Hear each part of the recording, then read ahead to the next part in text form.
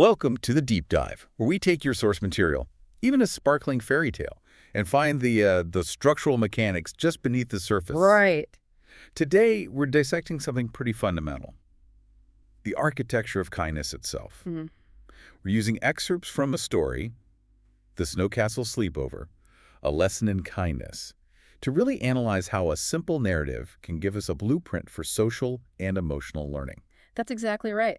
Our mission here is to treat this story almost like data on effective community building. Okay. I mean, if you want to facilitate inclusion, you need a method. And this story, it actually gives us a methodology.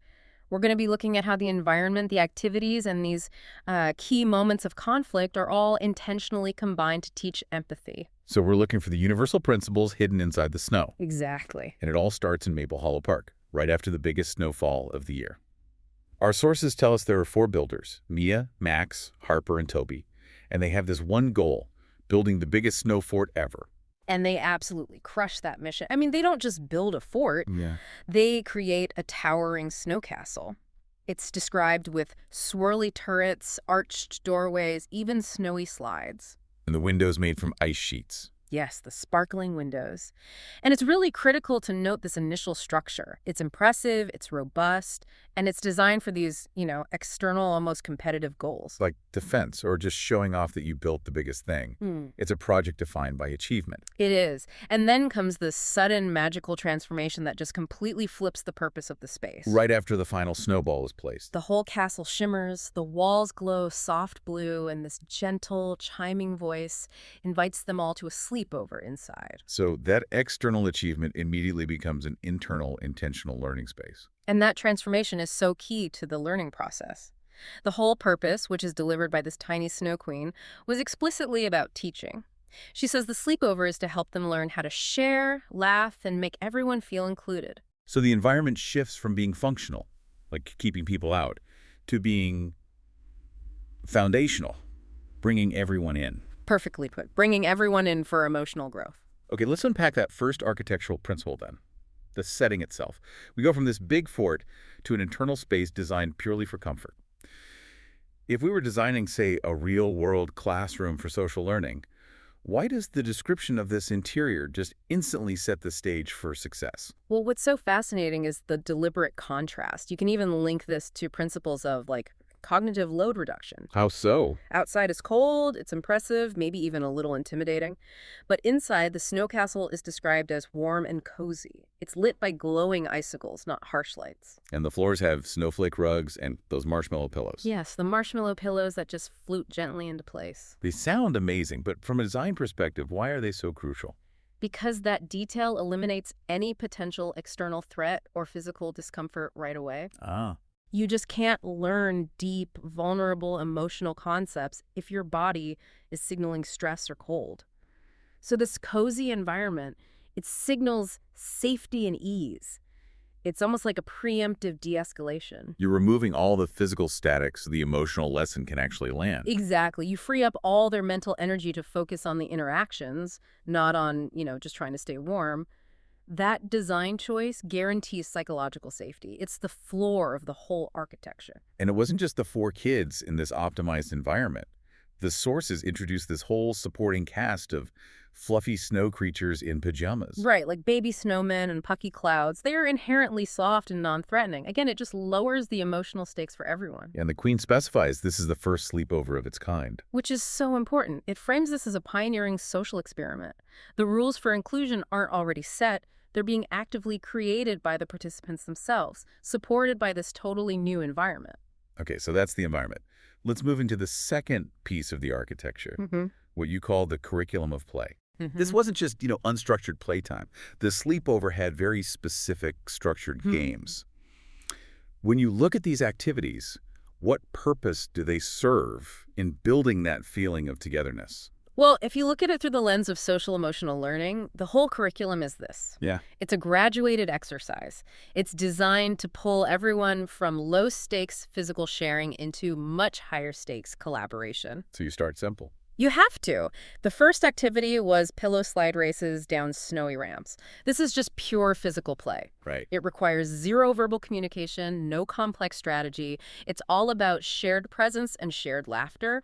You're building a little bit of trust just through motion. And then it shifts to something a bit more intimate, but still pretty low stakes. Yeah. The cocoa sipping contest. Exactly. And this grounds the experience in sensory enjoyment. It's what we'd call a parallel action.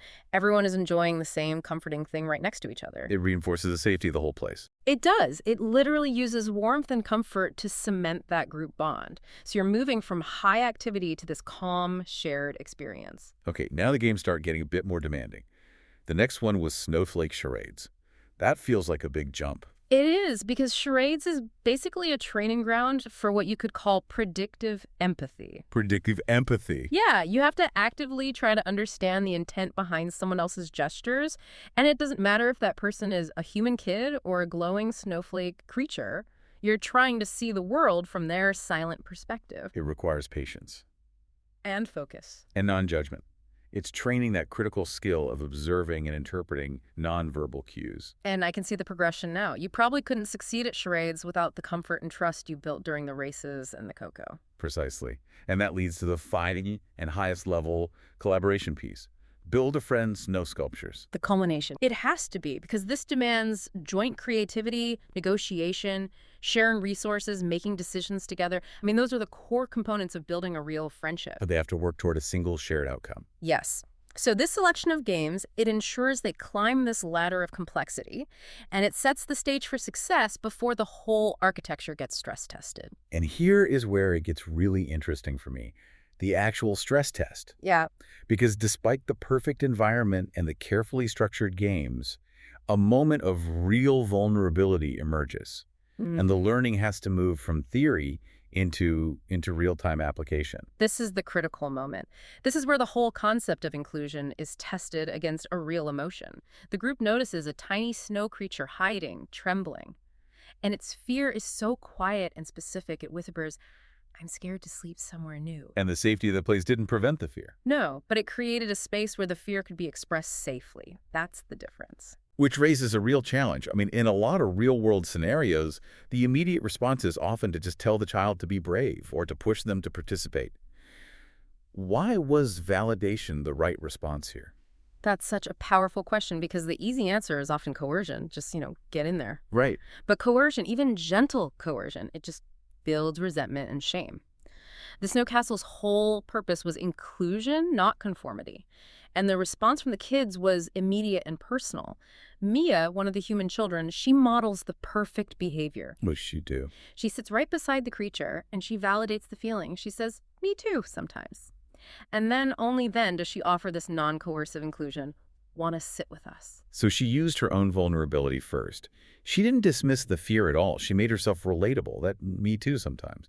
It builds trust way more than forcing compliance ever could. Absolutely. This models the critical application of empathy. You recognize and you name the emotion before you even think about offering a solution. True inclusion isn't forcing someone into the middle of the room. It's adjusting the room around them. It's recognizing their boundary and adjusting the environment to accommodate their comfort level. That is responsible decision-making in action. And I love that the group's response then solidifies the lesson for everyone. It wasn't just a one-on-one thing. Their shared action was to build a big pillow circle so no one was alone. That is the active community-scale application of inclusion. The problem wasn't solved by, removing the scared creature. It was solved by the collective adjusting their own space to envelop the creature.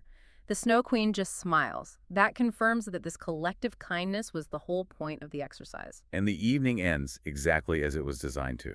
Shared stories, laughter, glowing snow quilts. They solidified that feeling of safety and belonging, not just for the scared creature, but for the kids who now understood their active role in creating that safety for someone else. It's the proof that the architecture worked, the lesson, empathy, inclusion, building strong friendships. It was achieved through this very specific, intentional structure. So first, the environmental design that prioritized comfort. Then the targeted, playful activities that built bonds through a graduated curriculum. And finally, those decisive, kind actions when vulnerability showed up. Affirmed by the whole group. That's the sequence. So what does this all mean for us, listening to this? The source states the final lesson very clearly. The coziest places are built with kindness, and the best sleepovers are where everyone belongs. Right. But how did the children know this lesson was real, not just some, magical dream? And this is where the knowledge becomes material. When the children emerge back outside in the park, they see nothing but a snow fort behind them. The magic castle is just gone. It's over. But then they find these tiny crystal snowflakes that glow warmly inside their pockets. The tangible proof. Yes, this physical object serves as proof that the Snowcastle sleepover had been real. The intangible knowledge, that feeling of empathy and inclusion, it becomes something physical they can actually carry forward with them. So they don't just remember the lesson. They've internalized the architectural principles of belonging, and the structure gave them a physical token to anchor that memory. It's just a brilliant way to solidify abstract emotional learning. So if the children learned that helping others feel safe and welcomed builds strong friendships, and that glowing crystal snowflake was the proof that their kindness was real and effective, what small, warm proof do you carry with you after you successfully make someone feel included today? What does that intangible act look like when it crystallizes into a memory, and how do you use that memory to build your next Snowcastle?